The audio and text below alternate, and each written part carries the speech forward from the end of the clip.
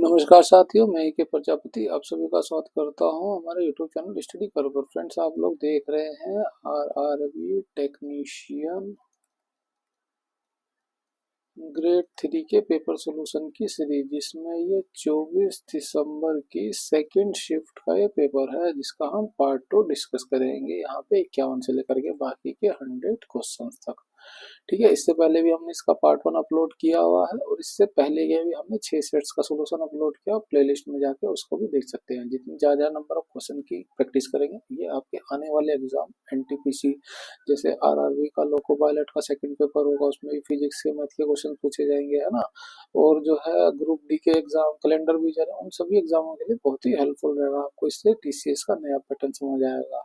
ठीक है, चलिए शुरू करते हैं आज के क्वेश्चन। दी गई श्रृंखला को तार्किक रूप से पूरा करने के लिए पर्सन चिन्ह के स्थान पर निम्नलिखित में से कौन सा विकल्प आना चाहिए, ये पूछा गया। अब देखिए 429 है, यहाँ पे 4 है, यहाँ पे 4 है, तो हम इसका ऑल्टरनेट चेक करेंगे। ठीक है, तो यहाँ पे 30 20 कितना हो जाएगा, 23 का डिफरेंस हो जाएगा। यहाँ पे डिफरेंस करें, 5 में से 2 घटा देंगे, 3 आ जाएगा, 7 में से 5, यहाँ पे भी 23 का डिफरेंस आ गया। तो क्या, ठीक है, तो हम इसमें चेक करते हैं। 7 में से जो 4 को घटाए तो 3 आएगा, 5 में से 3 घटाए तो यहाँ पे 23 का, तो अगला भी 23 का ही डिफरेंस होगा। 5 5 7 में से 23 को घटा दे। ठीक है, और 23 को बढ़ा देना है ना, ये तो घटा नहीं पाया तो बढ़ा देंगे। इसमें कितना हो जाएगा, 7 3 10 हो जाएगा, है ना। यहाँ अंतर पॉजिटिव में आया तो हम इसे जोड़ेंगे। 7 3 10, 5 2 7 और 1 8 हो जाएगा, 580। ऑप्शन 5 हमारा करेक्ट हो जाएगा। Next question. स्वर्ण ने जयश्री से 10% वार्षिक चक्रवृद्धि ब्याज की दर पर 12,000 रुपए की धनराशि ऋण ली, जो वार्षिक रूप से संयोजित होती है। 2 वर्ष बाद सभी बकाया चुकाने के लिए स्वर्ण द्वारा भुगतान की गई कुल धनराशि ज्ञात कीजिए। कुल धनराशि है ना, ये जिसमें हमारा मूलधन तो है ही, उसमें प्लस ब्याज भी है। ठीक है, और यहाँ ब्याज जो है चक्रवर्ती ब्याज कैलकुलेट करना है 2 साल के लिए। ठीक है, तो इस तरह से आप टेबल बनाइए। ठीक है, ये 2 साल के लिए होती है टेबल। इसमें क्या होता है, ये कॉलम जो है एसआई का होता है, और सीआई माइनस एसआई का डिफरेंस होता है, और ये जो पूरी की पूरी टेबल होती है ये सीआई का होता है। ठीक है, अब 10% का सालाना लग रहा है, तो 1200 का 12,000 का 10% निकालें। हालांकि इसे कैलकुलेट करने की जरूरत नहीं है, ये सीधे 1200 ही आ जाए। तो ये जीरो से ये जीरो, ये जीरो से जीरो, ये आया 1200 रुपये। ये हो गया 1200 रुपये। तो ये ऐसा ही है, तो ऐसे ही हर साल सेम ही रहता है, ये भी हो जाएगा 1200। अब अगली जो है उसमें 1200 रुपये जो इंटरेस्ट मिला है अगले साल, उस 1200 पे भी 10% का इंटरेस्ट मिलेगा। तो ये 1200 का 10% निकाले, इसको भी हालांकि निकालने की जरूरत नहीं, ये तो वर्बली कर लेंगे। ये आएगा 120 रुपये। ठीक है, अब ये पूरा कॉलम होता है सीआई का, तो जोड़ दें कितना हो जाएगा, 2400, और एक ये 2500, 2520। ठीक है, ब्याज मिला ये चक्रवर्ती ब्याज 2520। मूलधन भी जोड़ना होगा ना, कुल धनराशि देनी है, तो मूलधन कितना है, 12,000। तो 30, ये 12,000 कितना हो जाएगा, 14,520, 14,520। ऑप्शन 2 हमारा यहाँ पे करेक्ट हो जाएगा। Next question. या फिर आप इसे डायरेक्ट भी वैसे भी निकाल सकते हैं कि आप 10% का 2 बार जोड़ लीजिए। ठीक है, 2 बार जोड़ेंगे कितना हो जाएगा, इसे इफेक्टिव परसेंटेज से जोड़िए। कितना हो जाएगा, 10%, 10% प्लस 10 गुणा 10/100 कितना हो जाएगा, इससे ये जीरो, ये जीरो, ये हो जाएगा 21%। ठीक है, पूछा है कुल धनराशि, तो जो भी धनराशि रहेगी वो 100% होगी। 100% की वैल्यू दी है 12,000, तो सीधे आप 121%, है ना, इसमें जो है ब्याज को जोड़ दीजिए। 100% ये जोड़ दिया, ब्याज 21%, ये मूलधन भी, तो सीधे आप 121% को भी निकाल सकते हैं, जिसे एक्स मान के क्रॉस मल्टीप्लाई करके, जैसा भी आपको सही लगे। Next question. शरीर के उस भाग की पहचान कीजिए जो अनैच्छिक पेशियां नहीं है। मतलब अनैच्छिक पेशियां वो पेशियां होती है जो आपकी इच्छा पर निर्भर नहीं करती। यहाँ पूछा है निर्भर अनैच्छिक पेशियां नहीं है, यानी कि वो एक ऐच्छिक पेशी है और ऐच्छिक पेशी आपकी इच्छा पर निर्भर करती हैं। अब इसमें देख लेते हैं कौन कौन सी अनैच्छिक पेशियां हैं, उनको एलिमिनेट कर देंगे तो कौन सी नहीं है वो हमें पता चल जाएगा। हृदय क्या हमारी इच्छा पर निर्भर करता है? नहीं, ये अनिच्छिक होता है, अपने आप धड़कता है। फेफड़े क्या हमारी इच्छा के अनुसार सांस लेते हैं? नहीं, तो ये भी गलत हो जाएगा। अमाशय क्या यह हम भोजन को जो डाइजेस्ट करना शुरू करते हैं हमारी इच्छा पे करते हैं? नहीं, तो ये तीनों ही अनैच्छिक है। पूछा कौन सा नहीं है, तो ऑप्शन डायरेक्टली हमारा यही सही हो जाएगा भाई से। नेक्स्ट क्वेश्चन, निम्नलिखित में से कौन सा कोलाइडी विलयन का एक गुण नहीं है? क्या कहा? कोलाइडी का आकार इतना बड़ा होता है कि वह इससे गुजर रही प्रकाश की किरणों को फैलाते हैं, ठीक है, और मार्ग को दृश्य बनाते हैं। ये बिल्कुल सही है। कौन सा गुण नहीं है वो पूछा। कोलाइडी कणों का आकार बहुत बड़ा होता है? नहीं, बहुत बड़ा नहीं होता है, वो बहुत छोटा होता है। आकार बहुत बड़ा नहीं होता है, वो छोटा होता है, ठीक है। तो हमारा कौन सा नहीं है, यही हमारा करेक्ट हो जाएगा। छोटा कितना होता है? 1 नैनोमीटर तक का होता है। 1 नैनोमीटर से 1 माइक्रोमीटर के बीच में होता है ये, ठीक है। और क्या, कोलाइडी एक विषमांगी मिश्रण है? बिल्कुल सही। कोलाइडी विलयन के अवयव केवल प्रक्षिप्त अवस्था और परिक्षेपण माध्यम है। हाँ, ये बात बिल्कुल सही है। तो ये बाकी के तीनों बिल्कुल सही हैं। नेक्स्ट क्वेश्चन, एक बड़ी टंकी की दो पाइप ए और बी द्वारा क्रमशः 60 मिनट और 40 मिनट में भरा जाता है। तो पाइप ए जो है टंकी को 60 मिनट में और पाइप जो है बी से 40 मिनट में भर सकता है। यदि टंकी को भरने के लिए आधे समय के लिए बी का उपयोग किया जाए और शेष आधे समय के लिए ए और बी दोनों का उपयोग किया जाए तो टंकी को खाली अवस्था से भरने में कितने मिनट लगेंगे? ठीक है, इसका एलसीएम ले ले। एलसीएम कितना आएगा? 120। 60 से भाग करेंगे 2 बार में, 40 से भाग करेंगे 3 बार में। ये हमें मिला टोटल वर्क और ये मिली एफिशिएंसी। अब ये कह रहा है कि आधे समय जो है बी का उपयोग किया गया। बी की एफिशिएंसी कितनी है? वो है टी और 3। तो आधे समय में निकालना पड़ेगा। तो हमने तो आधा समय यहाँ हो जाएगा, हमने मान लिया टी, और आधा समय यहाँ, तो टोटल टाइम कितना हो जाएगा? 2t। अब इसको याद रखिए, ठीक है। हमने आधे समय को मान लिया 2t, तो आधे समय जो है केवल बी ने काम किया जिसकी एफिशिएंसी थी 3, ठीक है। बाकी आधे समय के दोनों ने मिलकर काम किया है ना, शेष आधे समय जो है ए और बी ने मिलकर काम किया। दोनों की एफिशिएंसी कितनी है? 5, ठीक। तो ये टोटल काम कितना कर लेंगे? 120। यहाँ से हम टी निकाल लेंगे, 5 और 3 कितना हो जाएगा? 8t बराबर 120, ठीक है। इससे भाग करेंगे तो ये 15 बार में चला जाएगा। तो टी की वैल्यू आई हमारे पास 15। पूछा है टंकी को खाली अवस्था से भरने में कितने समय लगा? तो आधा इसने बी ने भरा, आधा इसने भरा। आधा आधा तो नहीं, आधा समय इसने लगाया और आधा समय दोनों ने लगाया। तो 15 मिनट यहाँ लगे और 15 मिनट यहाँ, जो टोटी था है ना, 2 गुणा 15 कितना हो जाएगा? 30 मिनट लगा टंकी को भरने में। ऑप्शन 1 हमारा यहाँ पे करेक्ट हो जाएगा। नेक्स्ट क्वेश्चन, दीप्ति जीवजी में महिलाओं की T20 400 मीटर स्पर्धा में नया विश्व रिकॉर्ड बनाया है। वो है वर्ल्ड पैरा एथलेटिक चैंपियनशिप में। नेक्स्ट क्वेश्चन, ठीक है, यहाँ पे वो रिलेशन लगाना है तो हम यहाँ पे 16 से गुणा करें। 16 से हम गुणा 13 से गुणा करें। 13 निम्मा कितना होता है? ये होता है 117। 117 में एक घटा देंगे, आ जाएगा 116। ये वैल्यू आ जाएगी। 16 में भी हम यही करते हैं। 16 में हम 9 की गुणा कर दें तो कितना हो जाएगा? 144। 44 में एक घटा देंगे, हो जाएगा 143। ये हमारा इसमें आ रहा है, तो ऑप्शन 4 हमारा यहाँ पे करेक्ट हो जाएगा। नेक्स्ट क्वेश्चन, ए कक्षा में ए और बी दो खंड हैं जिसमें क्रमशः 18 और 22 विद्यार्थी हैं, ठीक है। यदि खंड ए का औसत भार 40 केजी और खंड बी का औसत भार 35 केजी है तो पूरी कक्षा का औसत भार कितना होगा? ठीक है, हमें ये निकालना है। तो खंड ए का औसत भार कितना है? 40 और इसमें विद्यार्थी कितने हैं? 18। और खंड बी में औसत भार कितना है? 35 में विद्यार्थी कितने हैं? 22। तो इनका योग कितना हो जाएगा? औसत भार का योग कितना हो जाएगा? 40 गुणा 18, 40 गुणा 18 और बी का जोड़ ले 35 गुणा 22 हो जाएगा।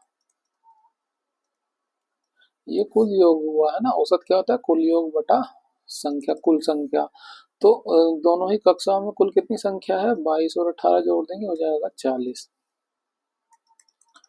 ठीक है, अब बस इसको सोल्व कर लीजिए। अब इसे सोल्व कैसे करेंगे, ये 0 से है ना 10 हैगा डायरेक्टली, इसे 10 से काटे तो ये 4 बार में चला जाएगा, ये 4 बार हो जाएगा। अब 10 से इसे काटेंगे तो हो जाएगा 3.5। बस इसकी गुणा कर लीजिए, 18 दूनी 36, 36 दूनी 72, ये 72 हो गया। इसकी गुणा करें तो ये 3.5 है, इसकी 2 से गुणा कर देंगे 7 हो जाएगा, और 7 की 11 से गुणा कर देंगे हो जाएगा 77 बटे में 4, 7 2 9 और 7 7 14, 149 बटे में 4। 4 से भाग करेंगे तो 4 तियां हो जाएगा 12 और 2 9 बचेगा।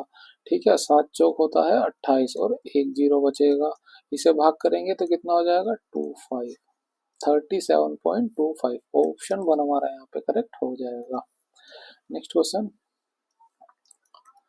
एक पंखे का अंकित मूल्य 620 है, ऑफ सीजन में 15% की छूट जाती है, पंखे का विक्रय मूल्य क्या होगा। देखिए, जब कोई अंकित मूल्य पर छूट जाती है तो छूट देने के बाद उसका जो मूल्य होता है वो उसका विक्रय मूल्य होता है। तो छूट देने के बाद इसका मूल्य कितना आ जाए, तो 15% की छूट दे दी तो वस्तु की कीमत कितनी रह जाएगी, 85%। बस इसको सोल्व करना है हमें।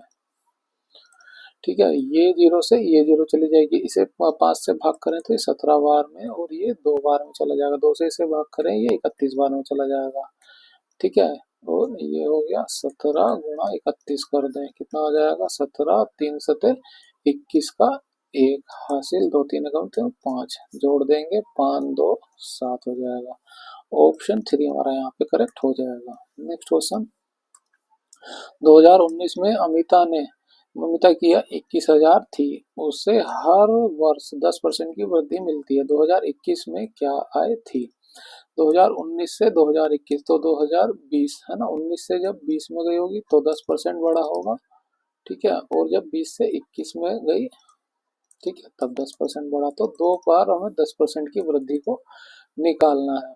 ठीक है, अब देखिए, एक तो क्या तरीका हो गया कि हम इसका जो है ये 10% को जोड़ के 50% निकाल लिया। एक तरीका ये है कि हमारी 2019 में थी 21,000 आए, ठीक है, तो 10% बढ़ा देंगे तो कितना हो जाएगा, 110% हो जाएगा।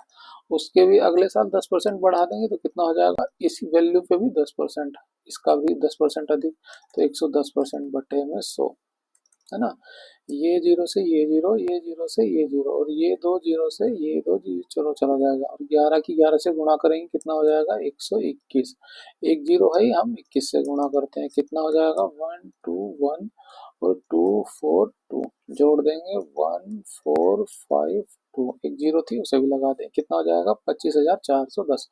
ऑप्शन 2 हमारा यहाँ पे करेक्ट हो जाएगा। नेक्स्ट क्वेश्चन, सक्रियता श्रेणी में कौन सा युग्म सबसे अधिक और सबसे कम अभिक्रियाशील युग्म होता है ना, सबसे कम अभिक्रियाशील कौन सा होता है, सक्रियता में होता है सोना, और सबसे अधिक कौन सा होता है, पोटेशियम।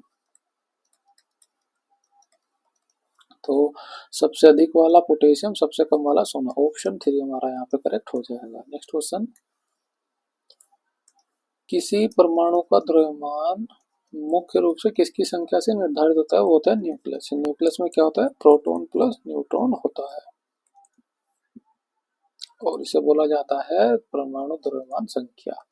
नेक्स्ट क्वेश्चन, यदि a प्लस ए बटा ए बराबर 7 है तो ए स्क्वायर प्लस 1 बटा ए स्क्वायर की वैल्यू क्या होगी। तो हम इस सारे दोनों साइड स्क्वायर कर दे तो क्या हो जाएगा, ए का स्क्वायर प्लस 1 बटा ए का स्क्वायर प्लस 2 हो जाएगा, ये बराबर कितना 7 का स्क्वायर करेंगे ये हो जाएगा 49, इसकी वैल्यू हमें निकालनी, तो 2 इधर ले जाएंगे कितना हो जाएगा 47।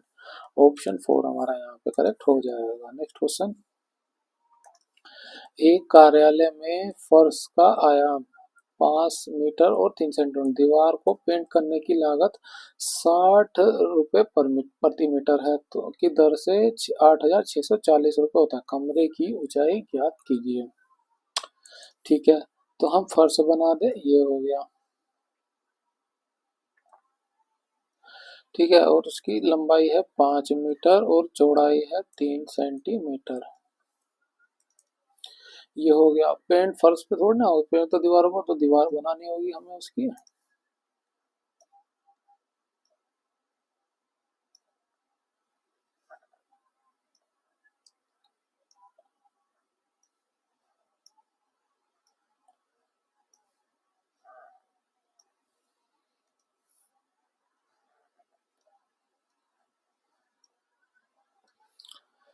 ठीक है, ये दीवार हो गई। तो अब इस हम ध्यान से देखेंगे तो हमें उसकी जो है लंबाई तो मिल गई, ऊंचाई को हम मान लेते हैं h है।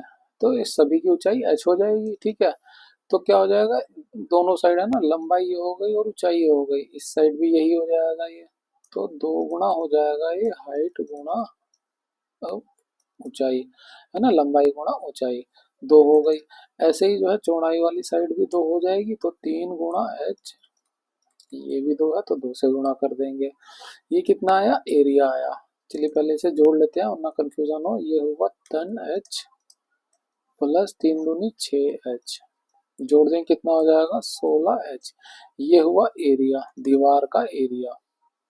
ठीक है, और जो है दीवार पर पेंट लगाने की लागत है 60 मीटर, तो ये लागत हमने इसमें गुणा कर दी।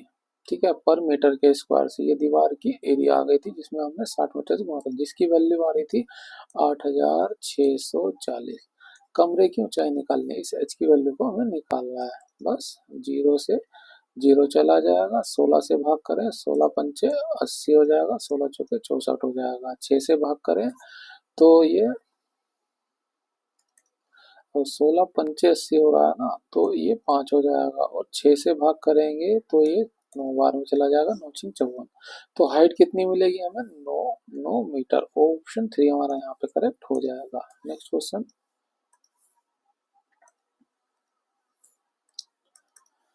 उस तरह का चयन कीजिए जो उसी पैटर्न का अनुसरण करता है जिस पैटर्न का अनुसरण नीचे दिए गए दो तरह द्वारा किया जाता है। दोनों तरह समान पैटर्न का अनुसरण करते हैं।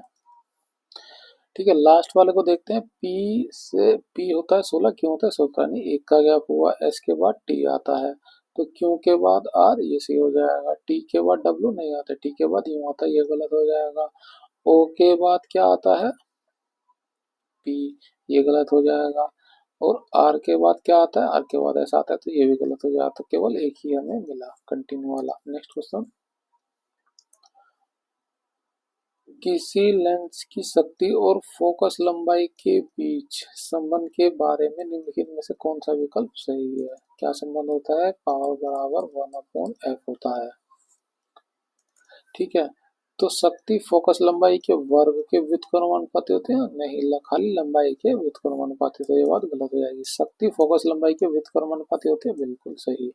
शक्ति फोकस लंबाई के वर्ग के अनुक्रमानुपाती नहीं, न वर्ग के अनुक्रमानुपाती होती है, तो ये भी गलत हो जाएगा। वर्ग तो होता ही नहीं और अनुक्रमानुपाती भी नहीं होता। शक्ति फोकस लंबाई के अनुक्रमानुपाती नहीं, अनुक्रमानुपाती नहीं, व्युत्क्रमानुपाती होती है। तो केवल और केवल सही हमें यही, ऑप्शन 2। नेक्स्ट क्वेश्चन,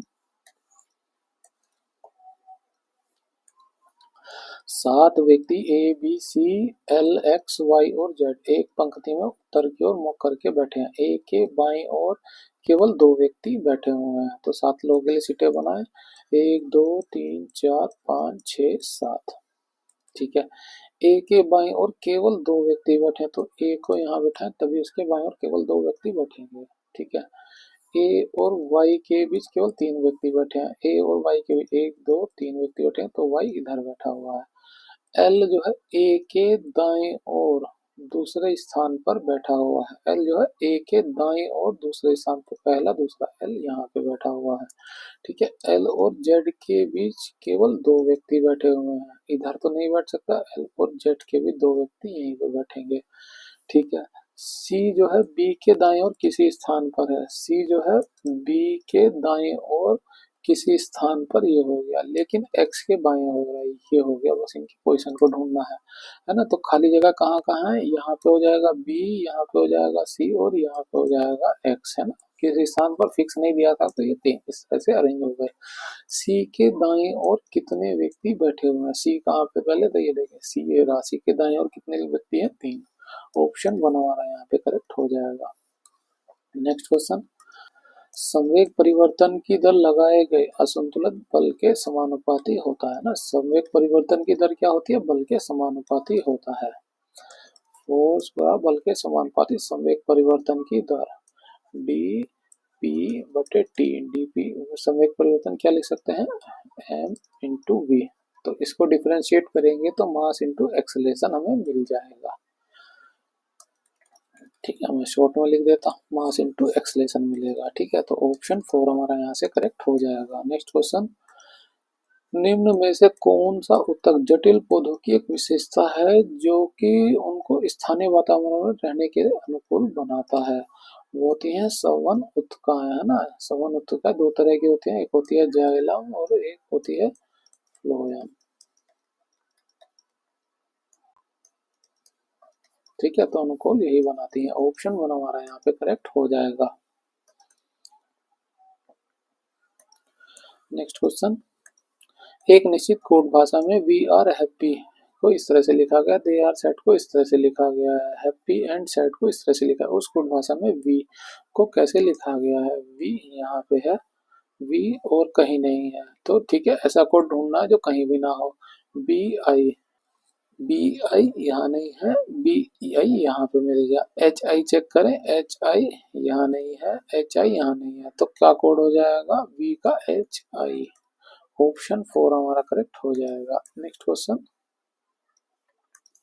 पुनर्जन्म के संबंध में निम्नलिखित में से कौन सा कथन सही है। सभी जीवों में पुनर्जन्म और प्रजनन दो अलग अलग नामों से एक ही प्रक्रिया है। नहीं, ये दो अलग अलग प्रक्रिया है। पुनर्जन्म एक बिल्कुल नए जीव को जन्म देता नहीं है ना, और ये क्या है, पृथ्वी पर किसी भी जीव में पुनर्जन्म की क्षमता नहीं है। नहीं, ये बात गलत है। तो क्या है, पुनर्जन्म जो है प्रजनन के समान नहीं है, ये बात बिल्कुल सही है। क्यों, प्रजनन में क्या होता है कि एक नए जीव का जन्म होता है। ठीक है, ये प्रजनन में होता है। और पुनर्जनन में क्या होता है कि जैसे कोई हिस्सा कट जाए तो वो फिर से ग्रो कर जाता है। ठीक है, जैसे कोई हिस्सा कट जाए तो फिर से उग आता है, फिर से उग जाएगा। तो ये होता है पुनर्जनन। ठीक है, ऑप्शन 3 हमारा यहाँ पे करेक्ट हो जाएगा। नेक्स्ट क्वेश्चन, निम्नलिखित में से किस परिघटना में ठोस अवस्था द्रव अवस्था में परिवर्तित हुए बिना सीधे गैसीय अवस्था में परिवर्तित होती है, उसे बोला जाता है सब्लिमेशन या ऊर्ध्वपातन। ऑप्शन जो है हमारा 2 करेक्ट हो जाएगा। निक्षेपण या डिपोजन क्या होता है, इसमें गैस अवस्था से सीधे ठोस अवस्था में बदलता है, तो उसे बोला जाता है डिपोजिशन। और सॉलिडिफिकेशन में क्या होता है कि इसमें कोई गैस हो या द्रव हो तो वो ठोस में परिवर्तित हो जाए, तो उसे बोला जाता है सॉलिडिफिकेशन। ठीक है, और संलग्न में क्या होता है कि इसमें जो है दो हल्के तत्व जुड़ते हैं और एक बड़ा तत्व बनाते हैं, जैसे कि फ्यूजन किसमें होता है, सूर्य में। अच्छा एग्जांपल। ठीक है, नेक्स्ट क्वेश्चन, दी गई श्रृंखला को देखिए, नीचे दिए गए प्रश्न का उत्तर दीजिए। ठीक है, उपरोक्त श्रृंखला में ऐसे कितने सम अंक हैं, सम अंक हैं। ठीक है, जिनके ठीक पहले एक सम अंक है, ठीक पहले सम अंक है और ठीक बाद में एक विषम अंक है, ठीक बाद में एक विषम अंक है। तो हम ढूंढते हैं दो सम अंक और फिर एक विषम अंक। तो दो सम अंक यहाँ नहीं मिल रहा है, दो सम अंक नहीं मिल रहा है, एक सम मिला उसके साथ दूसरा सम नहीं मिल रहा है। सम सम सम सम, दो सम मिले और एक विषम मिल गया। ठीक है, दो सम मिले और एक विषम मिल गया, एक ही सम मिल रहा है यहाँ पे, तो हमें केवल और केवल दो ही मिले। ऑप्शन 2 एक हमारा एक का दो करेक्ट हो जाएगा। नेक्स्ट क्वेश्चन,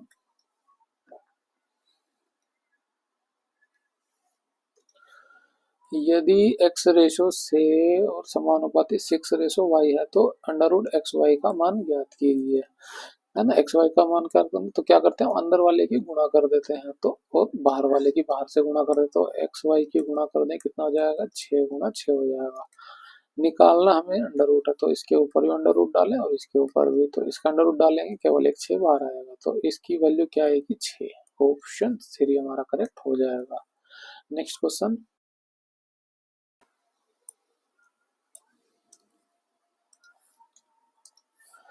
एक समांतर चतुर्भुज ए बी सी डी में ए डी और ए सी के मध्य बिंदु को मिलाने वाली रेखा की लंबाई 2 इकाई है, यदि समांतर चतुर्भुज का परिमाप 26 सेंटीमीटर है तो एडी की लंबाई ज्ञात कीजिए। ठीक है, हम ये बनाते हैं समांतर चतुर्भुज।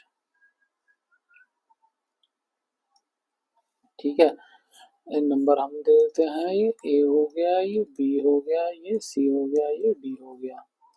ठीक है, क्या कह रहा है, ए डी और ए सी के मध्य बिंदु, ए डी का मध्य बिंदु तो ये आ जाएगा और ए सी के लिए ये लाइन डालनी पड़ेगी, तो हमें इसका मध्य बिंदु यहाँ पे कहीं मिलेगा। ठीक है, इसको और इसको मिला दें तो क्या दे रखा है, इसकी लंबाई दे रखी है 2 यूनिट, इसको ऐसे मान ले 2x है, या सारी जगह में परिमाप भी इकाई में ही दिया तो ये हो गया 2, x को हटा दे। ठीक है, अब आप ध्यान से देखेंगे इतना पोर्शन को, ये वाले पोर्शन को, है ना, ये एक त्रिभुज की शेप बनी। और त्रिभुज में क्या होता है कि जब इसके और इसके मध्य बिंदु तो ये इसे इसे, है ना, मध्य बिंदु तो इन्हें बराबर बराबर रेशो में बांट देता है, तो क्या होता है कि ये जितना होता है उसका डबल उसका बेस होता है, तो ये कितना हो जाएगा, 2 गुना 2, कितना हो जाएगा 4। अब समांतर में क्या होता है कि आमने सामने की भुजाएं बराबर होती है, तो 4 ये है तो 4 ये हो जाएगा। ठीक है, पूछा है एडी की लंबाई, एडी को मान लेते हैं कि ये एक्स है ना, तो ये एक्स है तो ये भी एक्स हो जाएगा। अब बस इन सभी को जोड़ देते हैं, कितना हो जाएगा, ये एक एक्स, ये एक एक्स, तो कितना हो गया 2x, इसको जोड़े 4 4 8, ये परिमाप हो गया, और परिमाप कुल कितना दिया है 26, ये हो गया 26। ठीक है, इसमें से 8 को घटा देंगे, कितना हो जाएगा, ये यही लिख दें 2x बराबर 8, कितना हो जाएगा, ये 6 और 2 18, 2 से भाग कर देंगे, कितना हो जाएगा 9, तो x की वैल्यू कितनी मिली हमें 9, ये वैल्यू मिली 9। पूछा था एडी की लंबाई, एडी की लंबाई कितनी हुई 9, ऑप्शन 4 हमारा करेक्ट हो जाएगा। नेक्स्ट क्वेश्चन, क्रमशः 125 मीटर और 165 मीटर लंबी दो रेलगाड़ियां जिसमें वह 80 किलोमीटर की चाल से और दूसरी 65 किलोमीटर की चाल से विपरीत दिशाओं में चल रही हैं। ठीक है, रेलगाड़ियों के मिलने के क्षण से कितने सेकंड में एक दूसरे को पार कर लेंगे। देखिए, उन्हें पार करने के लिए दोनों ही लंबाइयों को क्रॉस करना होगा, तो इन लंबाइयों को जोड़ लें, कोई दिशा में आ रही है या सेम दिशा में, लंबाई तो जुड़ती ही है। 5 और 5 कितना हो जाएगा 10, 6 और 2 8 और 1 9, ये 2 हो जाएगा। अपोजिट दिशा से आ रही है ना, विपरीत दिशाओं से आ रही है, तो इनकी स्पीड क्या हो जाएगी, जुड़ जाएगी। 80 और 65 कितना हो जाएगा, ये 5 8 6 14, 145 हुआ। अब समस्या क्या है कि ये जो है हमें दिया है मीटर में और स्पीड दिया किलोमीटर प्रति घंटे में, तो हम इसे कन्वर्ट कर लेंगे 5/18 से गुणा करके मीटर पर सेकंड में, तो ये 18 नीचे आएगा, गुणा हो जाएगी इधर ऊपर। ठीक है, बस इसको भाग दे दें, ये 145 से 2 बार में चला जाएगा और ऊपर नीचे हम 2 की गुणा कर दें तो नीचे 10 हो जाएगा, और 18 में 36 36 दूनी 72, 72/10 भाग करें कितना आएगा 7.2, ये कितना है सेकंड में, क्योंकि हमने मीटर पर सेकंड में कन्वर्ट किया था। ऑप्शन 3 हमारा करेक्ट हो जाएगा 7.2 सेकंड। नेक्स्ट क्वेश्चन, पेरिस और 2024 ओलंपिक में पुरुषों की 50 metre rifle three position final में भारत का पहला पदक किसने जीता, वो जीता सौपिन खुसाले ने। नेक्स्ट क्वेश्चन, ये कथन दिया गया हमें, कोई प्रतिमा पुस्तक नहीं है, तो कोई प्रतिमा जो है वो पुस्तक नहीं है।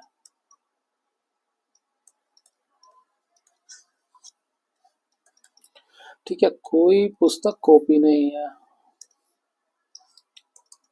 कोई पुस्तक कॉपी नहीं है। ठीक है, निष्कर्ष क्या निकला, कोई कॉपी प्रतिमा नहीं है। कोई कॉपी और प्रतिमा का कोई रिलेशन हमें दिया नहीं गया, रिलेशन दिया गया प्रतिमा और पुस्तक में, और पुस्तक और कॉपी में, कॉपी और प्रतिमा में नहीं दिया गया, तो हम ये बता ही नहीं सकते हैं कि वो है या नहीं है, तो ये बात गलत हो जाएगी। ठीक है, कुछ पुस्तक प्रतिमा है, कुछ पुस्तक प्रतिमा है, यहाँ साफ ही कह दिया था कोई प्रतिमा पुस्तक नहीं है, तो इसका मतलब कोई पुस्तक भी प्रतिमा नहीं है, तो ये भी गलत हो जाएगा, कुछ पुस्तक प्रतिमा है, तो आंसर क्या हो जाएगा, ऑप्शन 3 करेक्ट हो जाएगा, ना तो निष्कर्ष 1 ना ही 2 कथन के अनुसार है। नेक्स्ट क्वेश्चन, निम्नलिखित में पादप कोशिकाओं का कौन सा बढ़ांक प्रकाश संश्लेषण में मदद करता है, वो होता है प्लेस्टिड, है ना, और प्लेस्टिड के 3 भाग होते हैं, एक होता है क्लोरो, क्लोरो क्लोरोप्लास्ट, एक होता है क्रोमोप्लास्ट और एक होता है लिपोप्लास्ट।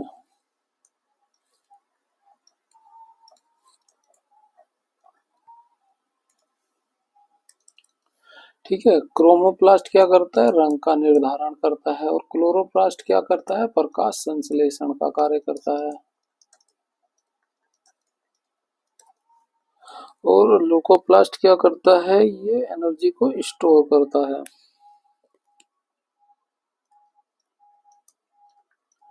एनर्जी को, ठीक है, तो आप इसको याद रखिए। प्रकाश संश्लेषण कौन करता है, प्लास्टिड। प्लास्टिड में भी कौन, क्लोरोप्लास्ट। ठीक है, लाइसोसोम। लाइसोसोम क्या करता है, ये कोशिका की आत्महत्या की थैली होता है, जो अपशिष्ट पदार्थों का पाचन करता है। ठीक है, गोल्जी कोई क्या करता है, ये जो है मैनेजमेंट का काम करता है, प्रोटीन को जो है उसके पैकेट बनाता है, उसको मॉडिफिकेशन का काम करता है। ठीक है, आप इसको याद रखिए। और पूरी कोशिका कंट्रोल कौन करता है, वो उसका केंद्रक करता है। नेक्स्ट क्वेश्चन, केंद्रक के अंदर ही जो है क्रोमोसोम होता है। निम्नलिखित कथनों में से पादप में परिवहन से संबंधित गलत कथन की पहचान कीजिए। गलत कथन की, है ना, फ्लोएम मिट्टी से खनिज व जल अवशोषण करते हैं, है ना, ये गलत हो जाएगा। और गलती पहचाना तो मान लीजिए एक सही हो जाएगा। वो फ्लोएम नहीं करता है, वो करता है जाइलम। ठीक है, मूल रोम पानी और खनिज अवशोषण के लिए जड़ के सतह क्षेत्रफल को बढ़ाते हैं, ये बात तो बिल्कुल सही है। और कथन के लिए ये बात ये सही है, तो ये गलत हो जाएगा ना। पादपों में विशेष समन्वय उत्तक मिट्टी से पानी और पोषक तत्वों का परिवहन करते हैं। विशेष समन्वय उत्तक, उत्तक में जाइलम और फ्लोएम आता है, तो ये बात बिल्कुल सही हो जाएगी। लेकिन कथन गलत नहीं है, तो ये इसके लिए गलत हो जाएगा। जड़ें और पत्तियां जाइलम चैनलों के एक सतह नेटवर्क का कार्य करती हैं, ये बात बिल्कुल सही है। लेकिन गलत कथन ढूंढना था, तो इसके लिए ये जो है ऑप्शन में आंसर गलत हो जाएगा। तो केवल और केवल गलत आंसर हमें एक ही मिला, वो ए। आंसर क्या हो जाएगा, ऑप्शन 3 का केवल ए। नेक्स्ट क्वेश्चन, वह सबसे बड़ी प्राकृतिक संख्या कौन सी है जो किन्हीं चार क्रमागत प्राकृतिक संख्याओं से गुणनफल के पूर्णतः विभाजित करती हो, है ना। चार क्रमागत प्राकृतिक संख्या, जैसे 1 2 3 4, तो उनके बीच गैप कितना है, एक का। तो 4 का पूछा है, तो उसकी पावर लगाइए 4, और फिर इस 4 का ही फैक्टोरियल कर दीजिए, है ना। तो गुणनफल जो मिलेगा वही उससे विभाजित होगा। तो 1 की पावर 4 का 1 ही आएगा, और 4 का फैक्टोरियल करेंगे 4 3 2 आएगा। 4 3 12, 12 दूनी 24, ये इसका आंसर हो जाएगा। ऑप्शन 1 हमारा यहाँ पे करेक्ट हो जाएगा। नेक्स्ट क्वेश्चन, यदि कोई वस्तु 10 न्यूटन का नियत बल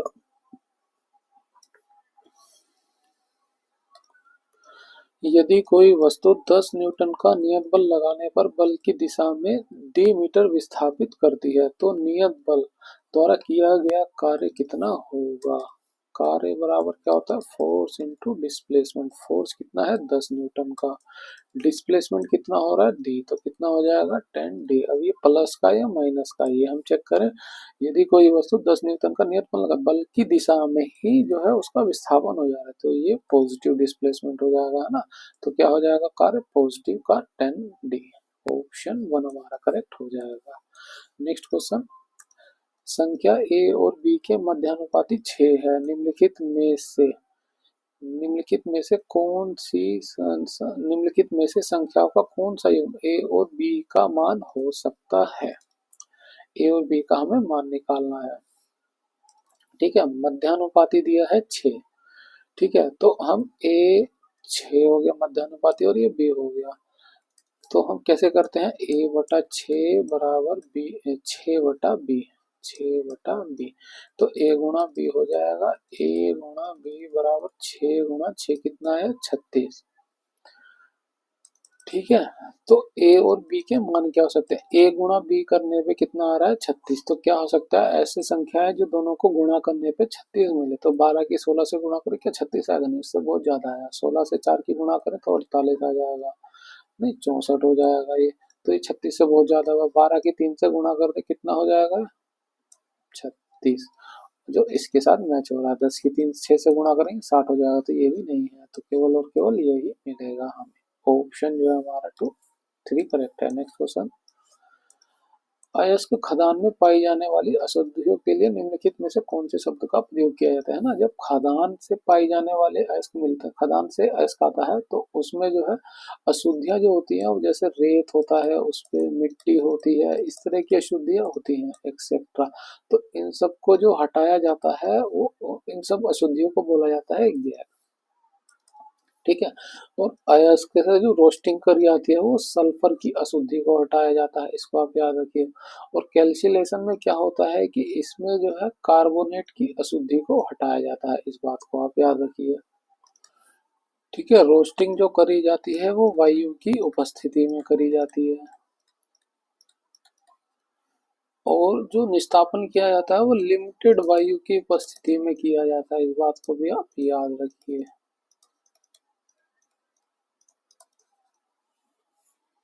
नेक्स्ट क्वेश्चन, 2024 का गोल्डमैन पर्यावरण पुरस्कार विजेता कौन है? वो है आलोक शुक्ला। नेक्स्ट क्वेश्चन, दी गई तालिका का अध्ययन कीजिए और निम्नलिखित प्रश्न का उत्तर दीजिए। तालिका में जून और जुलाई के महीने में रवि और कपिल द्वारा उपभोग किए गए चावल की मात्रा को दर्शाया गया है। ठीक है। जुलाई और जून महीने में, ये जुलाई और जून महीने में, तो ये जून का हो गया, ये जुलाई का हो गया। ठीक है। रवि और कपिल, ये रवि हो गया, कपिल हो गए, द्वारा उपयोग किए गए चावलों की कुल मात्रा के बीच अंतर कितना है ना? तो कपिल द्वारा जून और जुलाई में कितना उपयोग किया गया और रवि द्वारा कितना उपयोग किया, दोनों को जोड़ करके इनका अंतर हमें निकालना है। तो 12 और 9 कितना हो जाएगा? 21। 18 और 10 कितना हो जाएगा? 10 8 और 10 कितना हो जाएगा? 18। तो अंतर कितना आएगा? 3 kg का।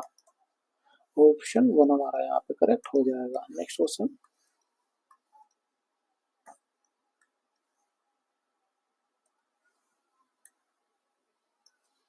चुंबकीय क्षेत्र रेखाओं पर विचार करते हुए निम्नलिखित में से कौन सा कथन सही नहीं है, हमें ये बताना है ना? किसी बिंदु पर चुंबकीय क्षेत्र की दिशा वह दिशा मानी जाती है जिस दिशा में चुंबकीय दिशा सूचक सुई का उत्तरी ध्रुव संकेत करता है ना, वही उसकी दिशा कहलाती है। तो ये बात तो बिल्कुल सही है। चुंबकीय क्षेत्र की सापेक्ष प्रबलता विद्यमान रहता है और इसे क्षेत्र रेखाओं के निकटता की कोटि द्वारा दर्शाया जाता है, कोटि यानी डिग्री द्वारा दर्शाया जाता है। ये बात बिल्कुल सही है। चुंबकीय क्षेत्र का बंधुक होती है। अगर मैं एक बार चुंबक बनाऊं तो ये नॉर्थ पोल, ये साउथ पोल, तो उसमें से इस तरह से निकलती हैं और अंदर सीधी रेखाओं से होकर गुजरते हैं और ये इस तरह से क्लोज लूप बनाते हैं। तो ये बात भी बिल्कुल सही है। यदि चुंबकीय क्षेत्र रेखाएं समांतर हैं और समदूरस्थ है तो वो शून्य क्षेत्र प्रबलता दर्शाती नहीं, शून्य क्षेत्र प्रबलता नहीं दर्शाती हैं, वो दर्शाती हैं, है ना, समान क्षेत्र प्रबलता को दर्शाती हैं। नेक्स्ट क्वेश्चन पढ़ा कर लें।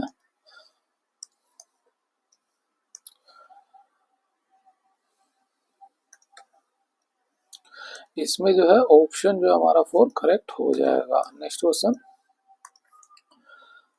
जो है, इसमें हमें रिलेशन निकालना है, तो 12 की गुणा करें तो कितना आ जाएगा? ये 9 से गुणा कर दें तो 108 आ जाएगा, और 9 में 9 की गुणा कर दें तो कितना आ जाएगा? 81। किस में आ रहा है? इसमें आ रहा है। ऑप्शन 4 हमारा करेक्ट हो जाएगा।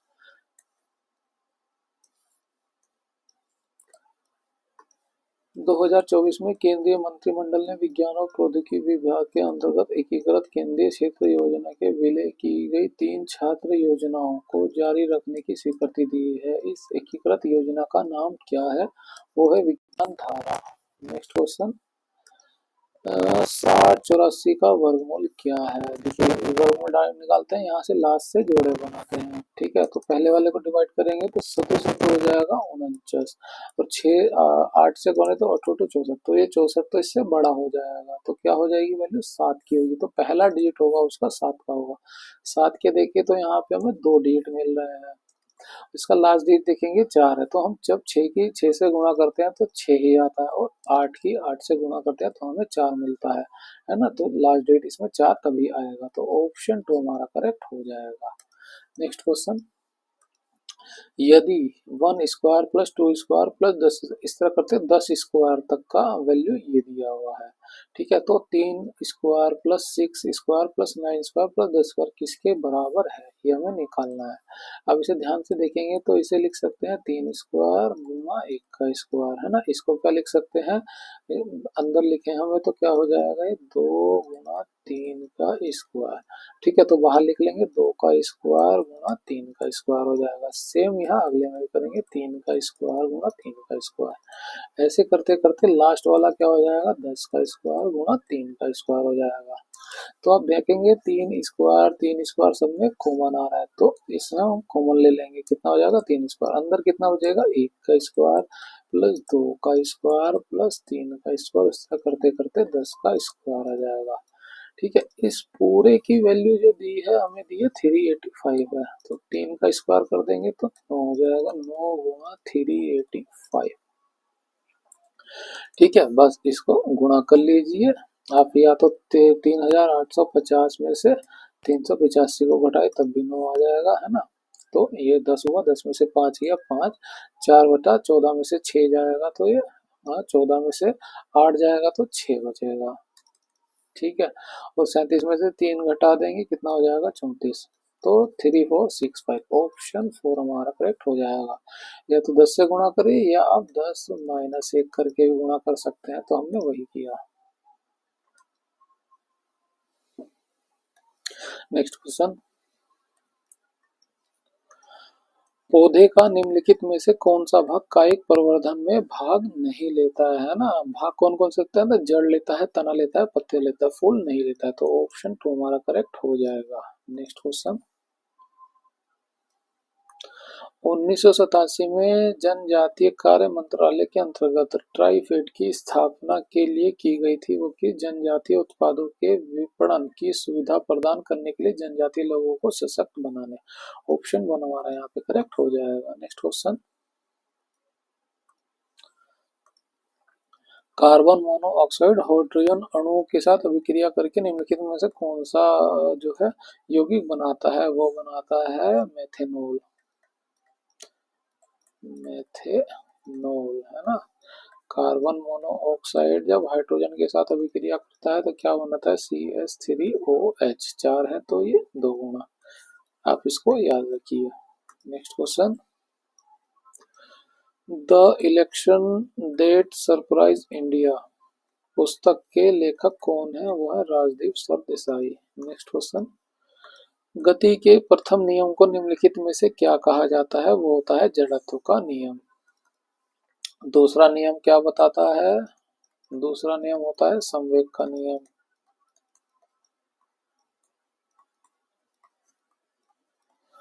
और तीसरा होता है क्रिया प्रतिक्रिया का नियम।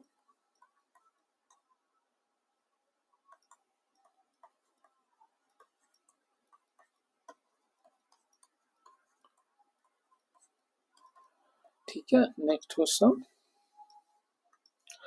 19 व्यक्ति उत्तर दिशा की ओर मुंह करके एक पंक्ति में खड़े हैं।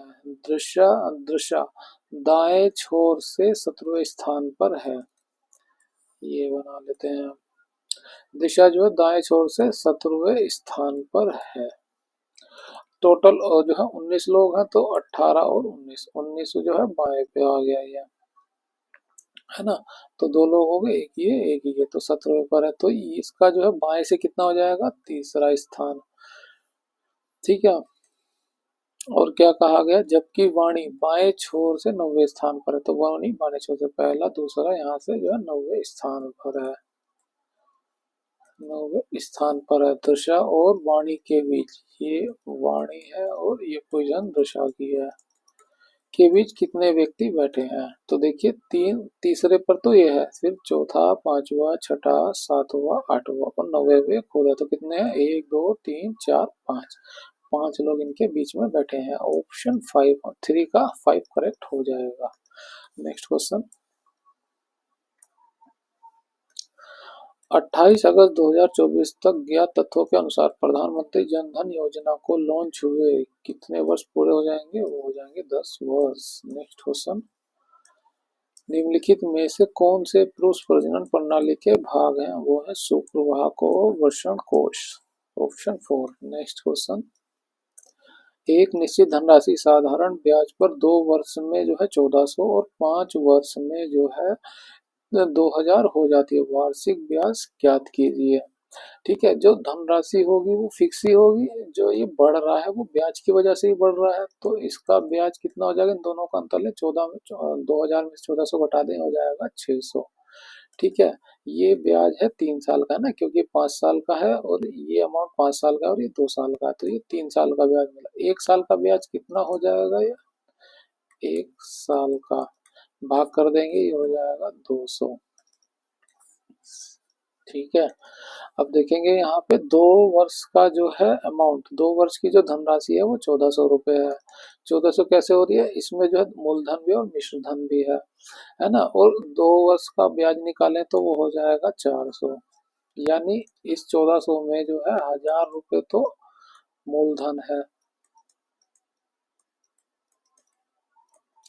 और 400 ब्याज है, तभी ये 1400 होगा। ठीक है, पूछा है ब्याज दर ज्ञात कीजिए। ब्याज दर है ना, 2 साल का, एक 2 साल का 400, 1 साल का था 200, तो 200 का दर निकालना है तो उसके मूलधन से 1000, मूलधन है 1000, भाग कर दिए, इसका परसेंटेज निकाल लीजिए। ठीक है, ये 2 जीरो से ये 2 जीरो चली जाएगी, इस जीरो से ये जीरो चली जाएगी, इसमें गुणा कर दें, कितना हो जाएगा? 20%। ऑप्शन 4 हमारा करेक्ट हो जाएगा। ठीक है फ्रेंड्स, यहाँ पर हमारा जो है पार्ट 2 कंप्लीट होता है, जिसमें हमने 51 से लेकर के 100 क्वेश्चन डिस्कस किए। अगर आपको हमारी वीडियो अच्छी लगी है तो इसे लाइक करें, शेयर करें और सब्सक्राइब करें हमारे चैनल को। इस तरह की वीडियो के लिए मिलते हैं आपसे अगली वीडियो में। Thank you. इस वीडियो की पीडीएफ के लिए आप हमारे टेलीग्राम चैनल को भी ज्वाइन कर सकते हैं।